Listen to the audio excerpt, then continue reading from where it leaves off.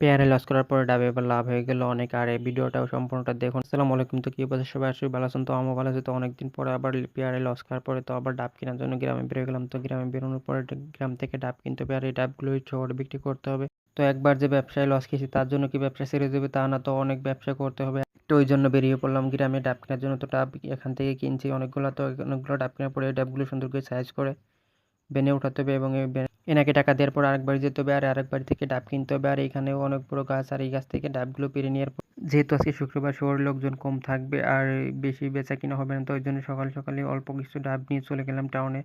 তো এখান থেকে যাওয়ার পরে তো এখানে স্থানীয় আড়তে আসলাম। এখানে আসার পরে অনেকগুলো ডাব বিক্রি করলাম, করার চলে যাবো ক্লিনিকের ওখানে, যেহেতু আজকে শুক্রবার ক্লিনিকগুলো খোলা থাকবে আর এখানে লোকজনও বেশি হবে। তো এখানে চলে আসলাম। তো আসার পরে এখান থেকে অনেকগুলো ডাব বিক্রি করলাম। তো বিক্রি করার জন্য তো আমাকে অল্প কিছু ডাব দিয়ে রেখে চলে গেছে, আর সে ভ্যান নিয়ে চলে গেছে, আর আমি এখানে বসে পড়ে ডাব বিক্রি করতেছি। আর দেখেন, মনে করেন পরিশ্রম না করলে পরে কোনোদিনই সফলতা পাবো না। আর এই যে বিক্রি করার পরে তো আমরা চলে যাচ্ছি, আর কিছু ডাব 5টা ডাব মতো বেঁচে গেল, তো এইগুলো নিয়ে বাড়ি চলে যাচ্ছে যেহেতু শুক্রবার আজকে, তো এই জন্য চলে। আর অবশ্যই চ্যানেলটা সাবস্ক্রাইব করে পাশেই থাকুন এবং ভিডিওটা শেয়ার করে সবাইকে দেখান।